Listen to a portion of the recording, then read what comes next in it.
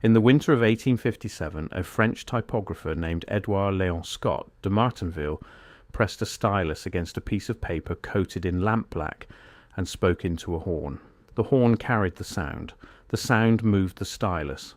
The stylus drew a wavy line through the black soot.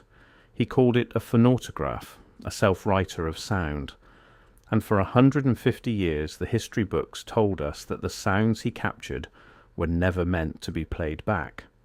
They were meant only to be studied.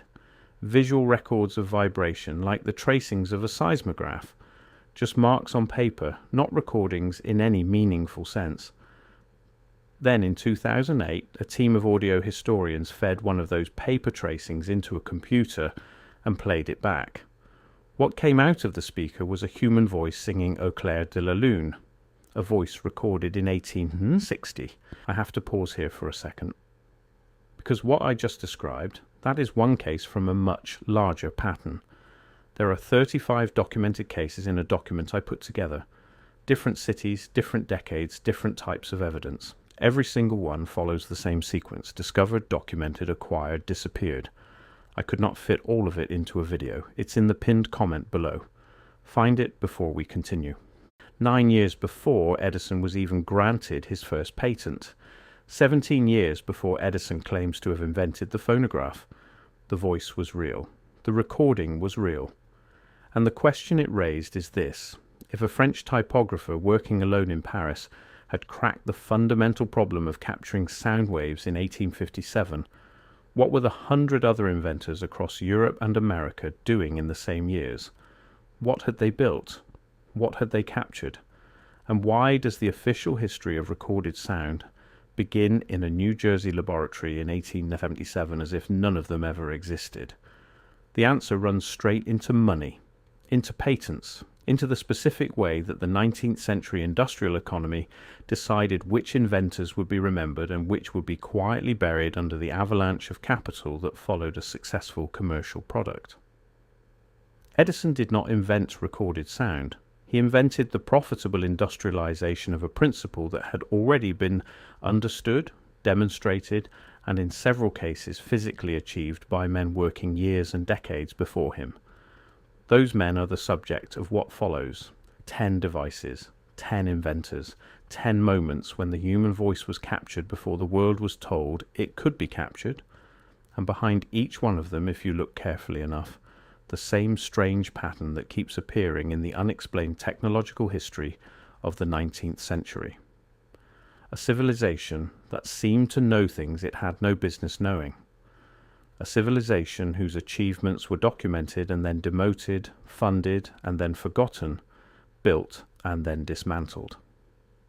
A civilization that is only now slowly being pulled back into the light. The first device belongs to a man most people have never heard of, which is itself part of the story. His name was Thomas Young, and he was one of the most brilliant minds of the early 19th century.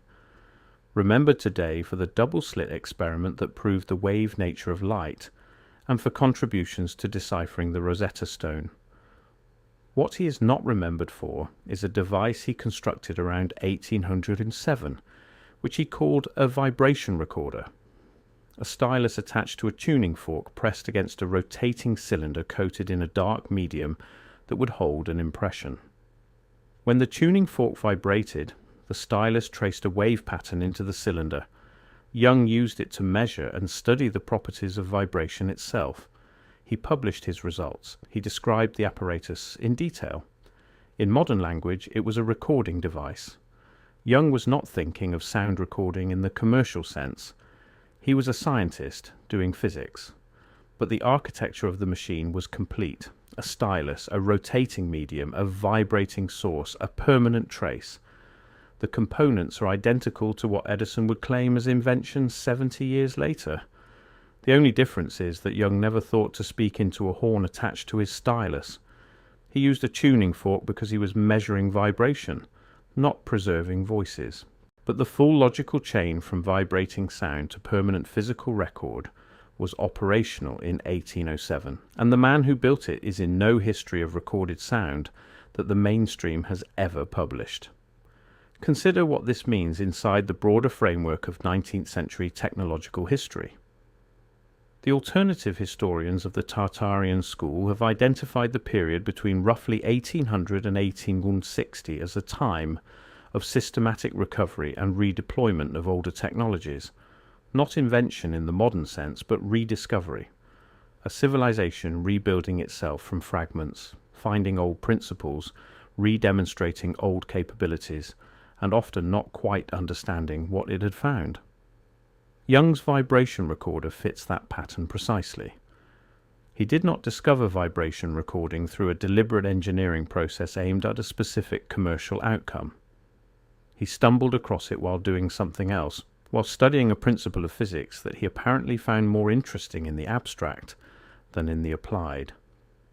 As if the capability to record vibration was not a discovery at all, but a consequence. A thing that fell out of the physics naturally, almost inevitably, the way certain mathematical truths fall out of their own axioms once you set up the right equations. Young set up the right equations for vibration physics, and the recording machine appeared as a byproduct. The byproduct sat in his published papers for 70 years before anyone in the commercial world noticed what it meant.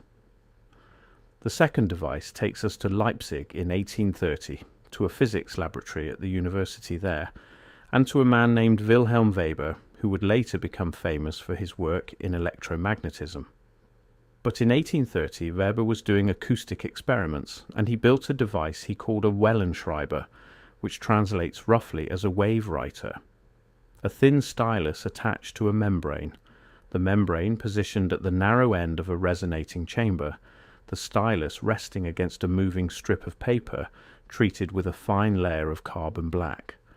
When sound entered the chamber, the membrane vibrated, the stylus moved in sympathy, and the carbon paper carried away a continuous wave trace of the incoming sound.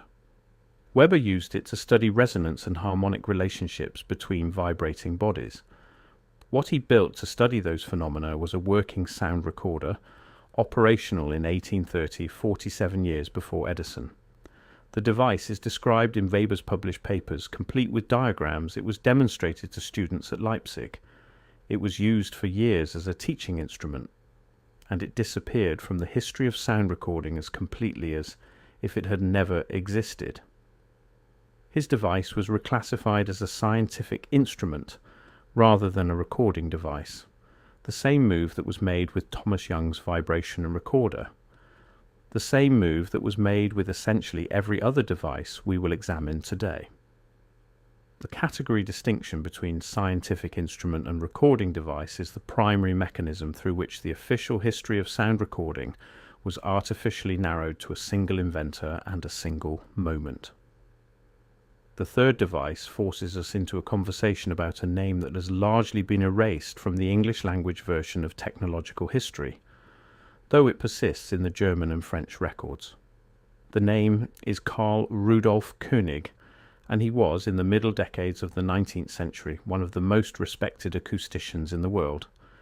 He ran an instrument-making workshop in Paris, and his specialty was the construction of precision acoustic devices sold to universities and research laboratories across Europe and North America.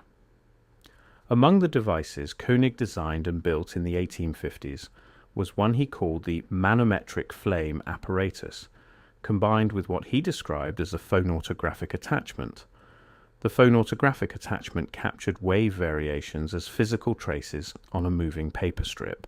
König sold this combined instrument to laboratories in Paris, London, Berlin, and New York. It was reviewed in scientific journals. It was demonstrated at international exhibitions. The traces it produced were recordings of voices, of musical instruments, of spoken syllables. Several of König's original paper traces survive in museum collections today. If modern audio historians chose to digitize them and attempt playback, as was done with Scott de Martinville's phonautograms, voices from the 1850s may be sitting in those museum drawers right now, waiting to be heard. Nobody has tried. The official history of sound recording begins in 1877, and reopening the question of that date is not, apparently, a priority. The fourth device is the one that most aggressively challenges the official timeline.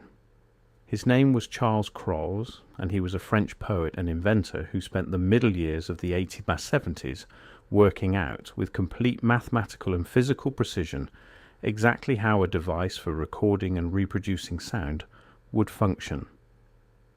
In April of 1857, Cros deposited a sealed letter with the French Academy of Sciences describing such a device in full technical detail. He called it the Paleophone. The letter sat sealed at the Academy until December of that year, when it was opened and read publicly. The date of the deposit was April 30th, 1877. Edison demonstrated his phonograph in December of 1877. The phonograph and the Paleophone were functionally identical in their operating principles. The difference was that Cros did not have the money to build his device. He had the physics, he had the engineering, he had the dated, sealed, Academy-registered letter proving he had worked it all out months before Edison filed his patent. What he did not have was a workshop, materials, or capital. Cros died in 1888, largely forgotten, largely impoverished. Edison became one of the wealthiest men in America. The official history records Edison as the inventor of recorded sound. Cros appears in footnotes, when he appears at all, with a notation that he described the concept but never built a working device. The distinction between describing a concept and building a device is presented as the decisive difference, but in a framework trying to understand when humanity first grasped the principle of recording sound, the sealed letter of April 1877 is not a footnote. It is the answer. Cros was not an amateur. He was not a dreamer scribbling in the margins. He had a coherent, technically rigorous understanding of the problem of sound reproduction, and he had solved it completely in theoretical terms before Edison had a working model in his hands. The Paleophone, as Cros described it, used a photo-engraving process to transfer a phonograph tracing onto a disc or cylinder, which could then be used to drive a reproducing stylus. The physics were sound, the engineering was specified. The device, if built, would have worked. The only reason it was not built is that Cros could not find a patron willing to fund the fabrication. He approached instrument makers. He wrote letters to scientific societies. He could not raise the money. And in the economy of the 1870s, without money, you did not exist, regardless of what you had worked out on paper. Edison had a laboratory, a staff, a track record of commercializable invention, and the attention of investors who had already made fortunes from his telegraph improvements. Cros had a sealed letter at the Academy and a reputation as a poet. The outcome was determined not by the quality of the science, but by the infrastructure around it. Science is not the rate-limiting step. Capital is. The fifth device brings us to 1876 and to a German physicist named Rudolf Koenig, who built what he called a Koenig analyzer. Multiple manometric capsules connected to gas flames of varying sensitivities, each responding to a different frequency range in an incoming sound. The flames, viewed in a rotating mirror, produced a dynamic visual decomposition of sound into its component frequencies. In modern terms, it was a real-time spectrum analyzer. This device was exhibited at the 1876 Philadelphia Centennial Exposition, the same World Fair at which Alexander Graham Bell demonstrated the telephone. Koenig's analyzer was on the same exhibition floor. It was reviewed by the same technical journalists who covered Bell and Edison. And then it fell almost entirely out of the technological history of the period, while Bell and Edison were elevated into the pantheon of American invention. The sophistication of the instrument points to a body of accumulated acoustic knowledge that the standard timeline of scientific development does not account for. We are now at the midpoint of our 10 devices, and it is worth pausing to look at the pattern that has emerged. In each case, we find a capable, credentialed, and in some cases distinguished scientist or inventor who built something that functionally preceded the official invention. In each case, the work was published, demonstrated, and available to any contemporary who cared to look. In each case, the work was subsequently reclassified, demoted, forgotten, or omitted from the canonical history that hardened around the commercial successes of the late 1870s. And in each case, the mechanism of forgetting was not dramatic suppression but quiet categorical exclusion. Not a conspiracy of villains, but a series of institutional decisions about what counted as real invention and what was merely science. Before I go further, that document in the pinned comment. If you have not found it yet, go there now, because everything I cover in these videos is one piece of a pattern that only becomes visible when you see all 35 cases together. The document shows you the full pattern. What I can show you here is the surface. What is down there is everything underneath it. Pinned comment, now, then come back. The same mechanism applied consistently across multiple countries, across multiple decades, producing the same result every time. A clean official timeline that begins with profitable commercial devices and ignores everything that came before. The sixth device connects the revisionist account of sound recording to the broader Tartarian argument about mid-19th century technology. It belongs to Léon Foucault, remembered today primarily for the pendulum that bears his name. What Foucault is not remembered for is a set of acoustic experiments he conducted in the late 1840s, using tuning forks, rotating mirrors, and a medium he described as capable of preserving the trace of a vibration. Foucault's acoustic work was done in the context of his optical research. The same rotating mirror technique he eventually used in his famous light speed measurement was first developed using acoustic sources. In the course of developing his optical instruments, Foucault built devices that recorded acoustic vibrations as physical traces on moving surfaces. The devices were temporary, designed to test the optical instruments rather than to preserve sound traces indefinitely. But the principle was fully operational. When you look at the timeline of French physics in the 1840s and 1850s, Foucault demonstrating acoustic recording as a byproduct of optical research, Scott de Martinville building a commercial acoustic recorder in 1857, Cros working out the full physics of recording and reproduction. By 1877, you are not looking at isolated flashes of individual genius. You are looking at a tradition, a continuous, documented, published tradition of French acoustic research that ran for 30 years before Edison, and that the official history of the phonograph treats as if it did not exist. The French case is worth dwelling on, because the density of independent acoustic discovery in that country across those specific decades does not fit comfortably inside the standard explanation of individual genius arising in response to individual inspiration. Three serious researchers working in different disciplines for different purposes, all arriving at the same fundamental capability within a 40-year window in the same country.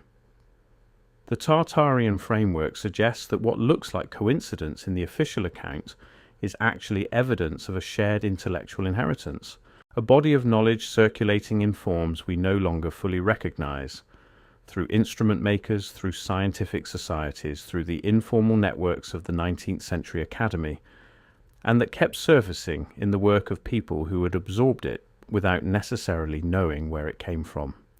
Foucault did not set out to build a sound recorder. Scott de Martinville did not set out to reproduce Foucault's optical experiments.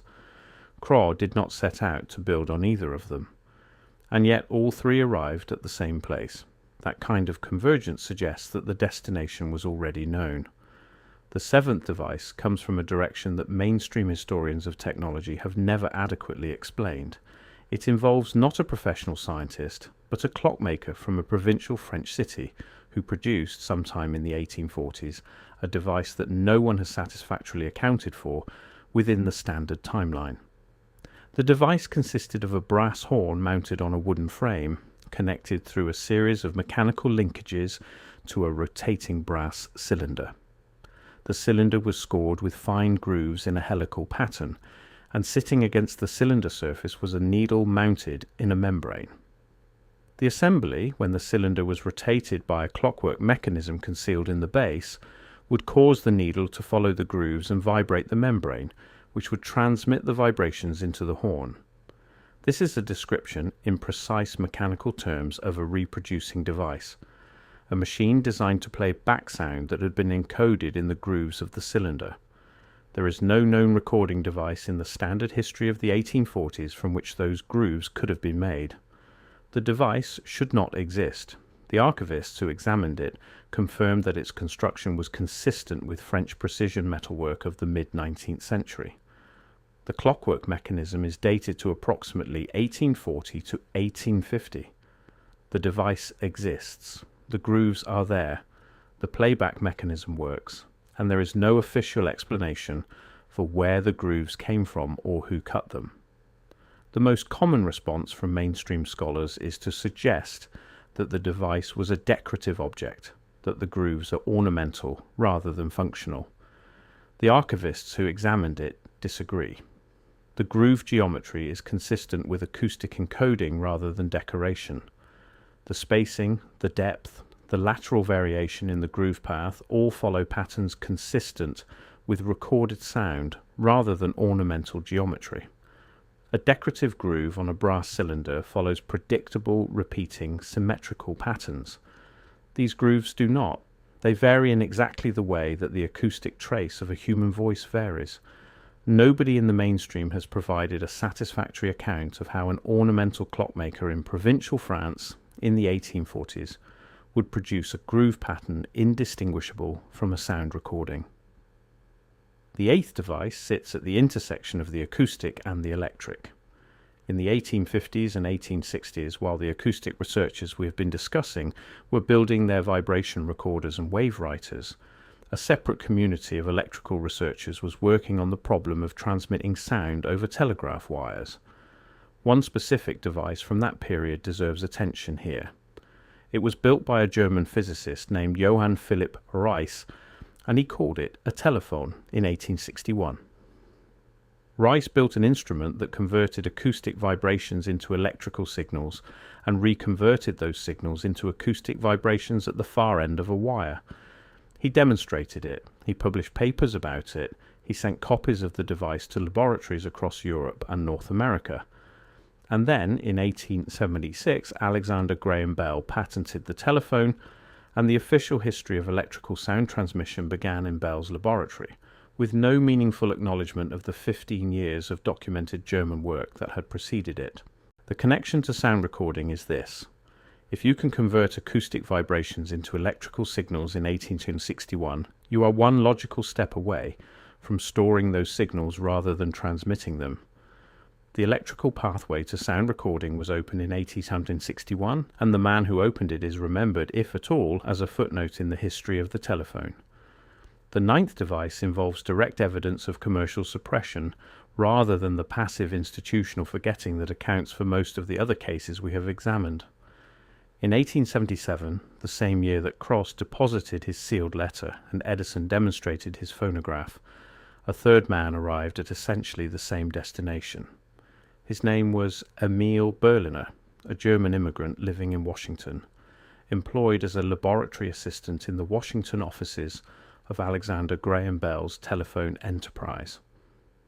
Berliner developed a method for recording vibrations by cutting them as a lateral groove into a flat disc coated in a recording medium. A flat disc with a lateral groove. This is not the phonograph, which uses a cylinder and a vertical groove. This is the gramophone. The device that would eventually replace the phonograph and become the dominant format for recorded music throughout the 20th century. Berliner had it in 1897. He patented it in 1887. Between those dates, a decade passed during which Berliner was involved in patent disputes with Bell's telephone company. Disputes in which Bell's lawyers argued that Berliner's microphone patent was owned by the Bell organization because Berliner had developed it while working in a Bell facility. The dispute was eventually settled in Berliner's favor, but the decade of legal entanglement delayed the commercialization of the flat disc recording format by 10 years. During those 10 years, Edison's cylinder phonograph had the market to itself. When Berliner finally brought his flat disc to market in the late 1880s, he was starting from nothing against an opponent who had spent a decade building walls. This is the mechanism that the revisionist economic historians are talking about when they say that the official history of technological development is a commercial document, not a record of discovery, a record of litigation.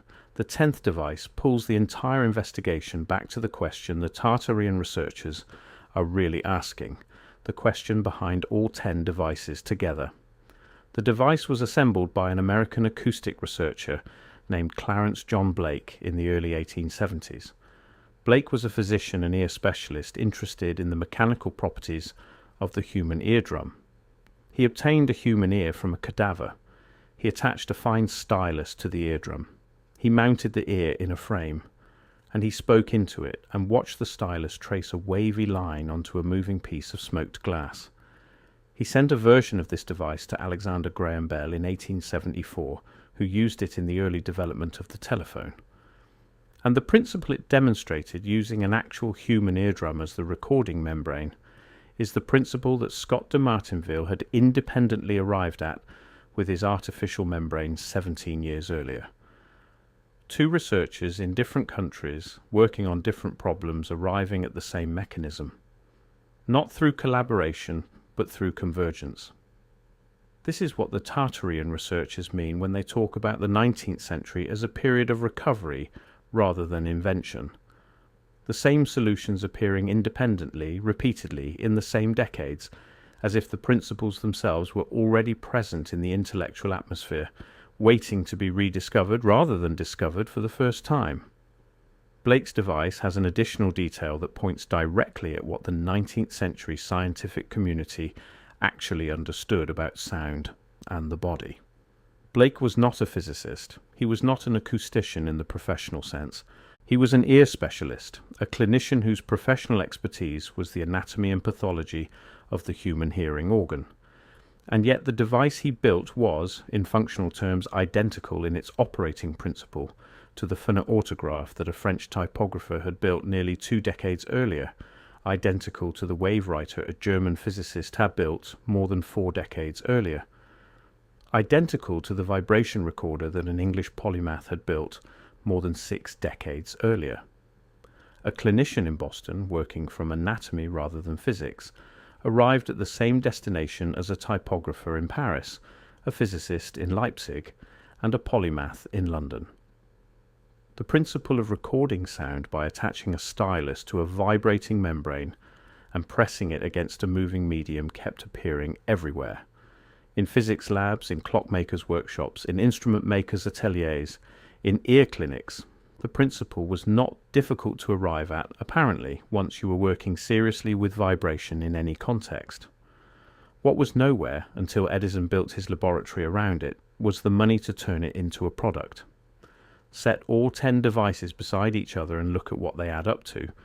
Thomas Young in 1807 demonstrating vibration recording as a byproduct of physics research, Wilhelm Weber in 1830 building a wavewriter to study resonance, Carl Rudolf Koenig in the 1850s selling laboratory recorders across Europe and America, Charles Cros in April 1877 depositing the complete physics of recording and reproduction with the French Academy before Edison had a working model, Foucault's acoustic byproduct of his optical work in the 1840s, the unnamed French clockmakers reproducing cylinder from approximately 1845, Johann Philipp Reis opening the electrical pathway to sound capture in 1861, Clarence John Blake using a human eardrum as a recording membrane in 1874, Emile Berliner arriving at the flat disc format in 1877 and then being held in legal limbo for a decade,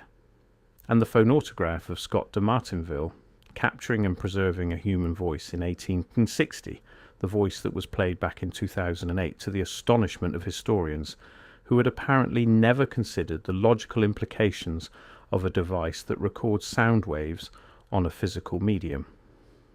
What these 10 devices represent is not a set of near misses. They represent a continuous, documented, published, demonstrated tradition of acoustic science that ran for 70 years before the phonograph, practiced across at least 5 countries, known to the international scientific community through peer-reviewed publication and public exhibition, and systematically excluded from the commercial history of recorded sound, once that history had been written by the organizations with the most money and the most patent lawyers. The exclusion was not a lie in the simple sense. It was a framing. The official history framed the question as when did a commercially successful recording device first reach the market? Given that framing, Edison wins and everyone else becomes a footnote. But if you frame the question as when did human beings first understand and demonstrate the principle of recording and reproducing sound, the answer is decades earlier, and the people who did it were working in a tradition so continuous and well documented that the later framing looks, in retrospect, like exactly what it was: a commercial document written by winners. The Phonograph of Scott de Martinville is still in the collection of the Académie des Sciences in Paris. The official history of recorded sound has not been rewritten to place 1857 or 1860 at its beginning. It has absorbed the phonautograph as a curious precursor, an interesting scientific instrument that happened to capture sounds, but was not really a recorder in the meaningful sense because it was not designed for commercial playback. The categorical defense is still holding. The official timeline is still 1877. And 9 other devices, from Thomas Young's stylus in 1807 to Emile Berliner's flat disc in 1827, are still in the footnotes where the commercial history of the phonograph put them, waiting for the same simple question that rescued the voice in the phonautogram. What happens if we simply treat these objects as what they physically are? The voice that Scott de Martinville captured on April 9, 1860, had been waiting 148 years to be heard. The technology to play it back existed almost as soon as it was recorded. Someone could have done it in 1960 or in 1930. The reason nobody did was not technological, it was categorical. The phonotogram had been placed in the category of scientific instrument rather than recording, and objects in that category were not played back. The category protected the official timeline. The category kept 1877 in place as the birth of recorded sound. And the category held for 148 years until a group of audio historians decided to ask what would happen if they simply treated the phonotogram as what it physically was, a recording, and played it back. What came out of the speaker was the oldest recorded human voice in the world, and the first thing it did was sing.